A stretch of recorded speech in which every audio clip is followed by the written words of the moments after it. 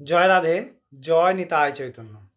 আশা করি আপনারা ভগবানের কৃপায় ভালো আছেন এবং আনন্দিত আছেন। আমরা প্রতিনিয়ত শ্রীমদ্ ভগবদ গীতা কথা অমৃত আলোচনা করে চলেছি প্রাত্যহিক সকালে। আপনাদের আগের দিন পর্যন্ত আমরা যে আলোচনা করেছিলাম আপনারা নিশ্চয়ই সেই কথা শুনেছেন। বর্তমানে আমরা শ্রদ্ধাত্রয় বিভাগ যোগ আগের দিন আমরা দশমতম শ্লোক আলোচনা করেছিলাম। আজকে আমরা একাদশতম শ্লোক আলোচনা করব। দশমতম শ্লোকে আমরা শুনলাম ভগবান বললেন যে তামসিক খাবার কেমন না, যারা বাসি দুর্গন্ধযুক্ত অত্যন্ত টক অত্যন্ত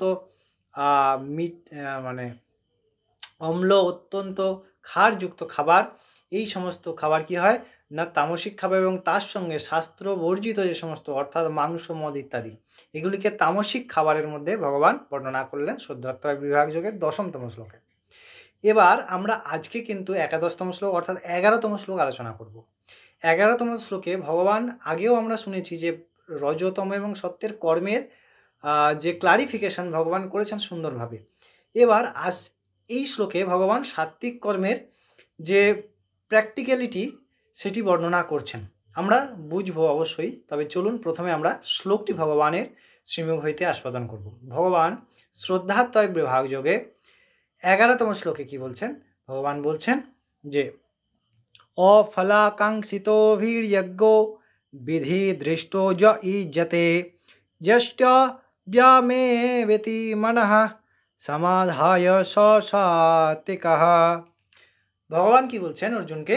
যে যজ্ঞ করা উচিত, যজ্ঞ করা উচিত এইভাবে যিনি ফল বাঞ্ছা অর্থাৎ এর ফলস্বরূপ এই হবে বা আমি এইটি করছি এত আয়োজনের দ্বারা করছি, এই সম্পূর্ণ সত্তা থেকে আলাদা হয়ে যজ্ঞ করা উচিত এইটিকে প্রধান করে, এবং শাস্ত্র বিধি নিষেধ অর্থাৎ শাস্ত্রে যে বিধি আছে সেই বিধি প্রমাণে যে কর্ম আমরা করব সেই কর্মকে ভগবান কি বলছেন না সেই যজ্ঞকেই সাত্ত্বিক যজ্ঞ বলা হচ্ছে।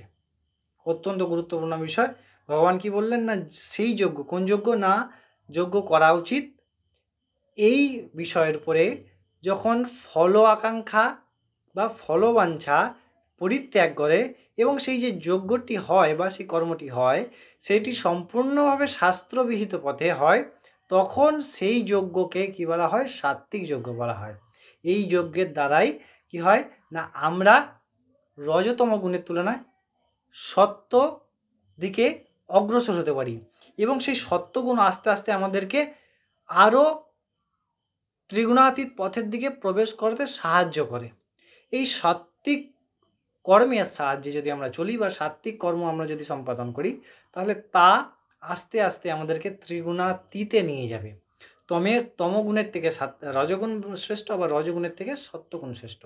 এই সত্যগুণেরও পার হচ্ছে ত্রিগুণাতীত অবস্থা, যিনি সাক্ষাৎ ভগবৎ স্বরূপ বা যে স্থিতিকে ভগবৎ প্রাপ্ত স্থিতি বলা হয়, বা ভগবান যে স্থিতি অর্থাৎ যে স্বরূপে থাকেন অর্থাৎ ত্রিগুণাতীত স্বরূপ। তো এইটি হচ্ছে আমাদের বুঝতে হবে। ভগবান সুন্দরভাবে বললেন, আশা করি আমরা বুঝতে পেরেছি। আবার পরবর্তী দিন পরবর্তী শ্লোক নিয়ে ফিরে আসবো, তখন আপনারা অনেক ভালো থাকবেন, আনন্দিত থাকবেন। জয় রাধে, জয় নিতাই চৈতন্য।